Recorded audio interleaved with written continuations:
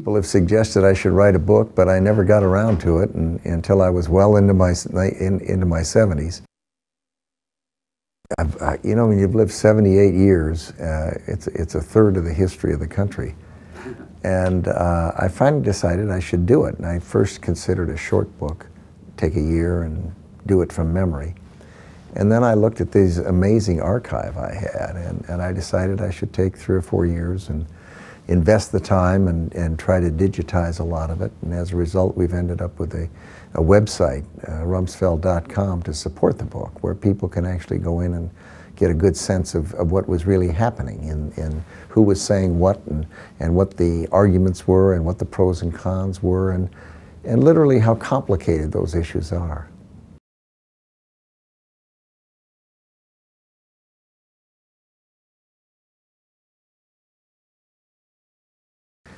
I think that one has to reflect on President Bush's conviction that the natural state of man is to be free. And when one looks at the ferment and the revolutionary feeling that's taking place in big portions of the North African world,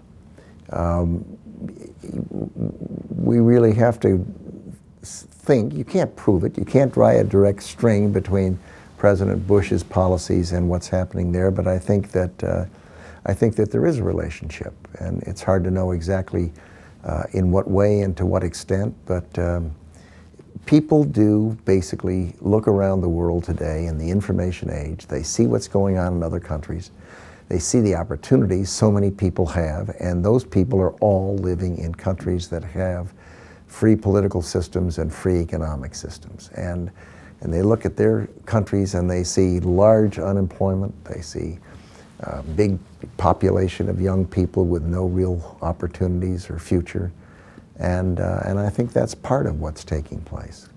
Do you think we have anything to fear, and I'm speaking specifically about Egypt, about Yemen, about Bahrain, in full democracy for American interests? Well, you know, you use the word full democracy. I don't think countries go from repressive dictatorial regimes to full democracies. We didn't. I mean, we had slaves in this country. We had a civil war. Women didn't vote until the 1900s. It's a tough path from to get towards a freer political system and a free economic system. So it'll be a bumpy road for those countries. And we also know that there's a risk that despite the fact that there may be a popular revolution taking place, we've seen in Lebanon that can end up in the hands of Hezbollah, a terrorist organization. You've seen in Iran, it ended up in the hands of a small group of ayatollahs in a very repressive regime. In Egypt, for example, the risk is that the Muslim Brotherhood is, even though it's a small minority of the country, it may be by far the best organized political organization, the most disciplined, and very likely the most vicious. And I personally worry about Egypt, for example, with respect to the early elections and the fact that there may very well be not other entities, political organizational entities that exist in the country that could have the capability of managing the process against the Muslim Brotherhood so that you'd end up with what you called a democracy.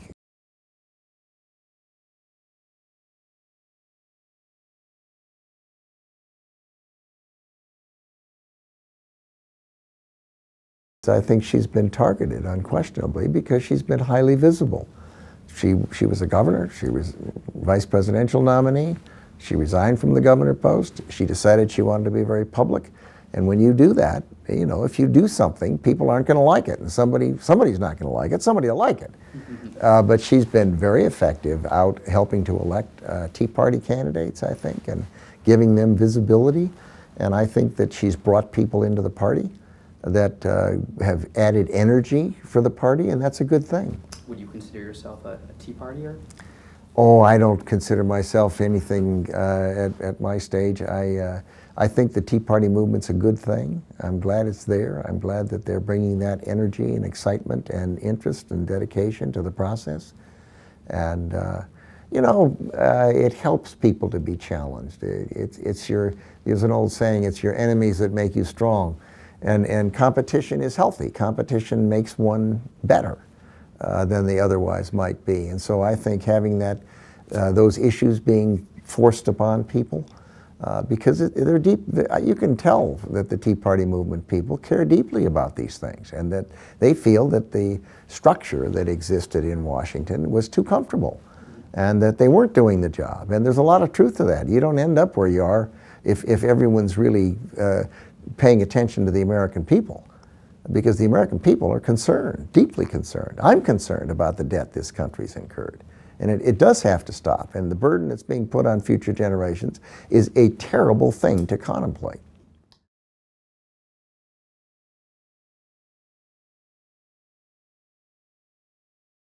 Well, I'm one who, in my book, I talk about the importance of the principle that the mission has to determine the coalition instead of the coalition determining the mission.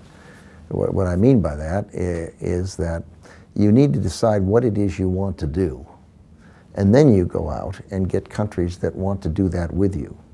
And countries are all different. They have different cultures, different histories, different neighbors, different circumstances, and a country isn't bad because it may not want to do something, but you need to have in a coalition countries that have agreed on what it is you're doing. Why are they in a coalition?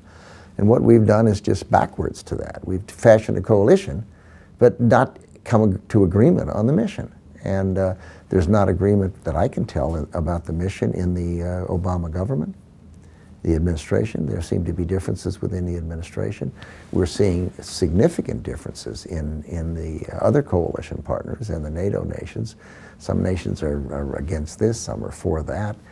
Some aren't willing to do it if that's the way it's done. An offshoot of that, of course, is unless you have full agreement on what the mission is and what the command structure is, you put at risk lives. You're talking here about men and women in uniform from various countries engaging, and yet there is still dispute or debate as to what the command structure ought to be. And that is something that needed to be resolved. It needed to fit the mission, but if you haven't come up with a clarity with respect to what the mission is, you can't really come up with what the command structure ought to be. And so even that's being debated. I was asked recently and thought about the subject of why the administration didn't seem to want to go to Congress and get their sign-off, and I'm sure it was because if you go to Congress, you've got to ask them for approval of what it is you want to do. And you have to know what it is you intend to do. That is to say, what the mission is. What do you think the mission ought to be? Well, if you look around the world, clearly the Gaddafi government, along with the government in North Korea and in Iran,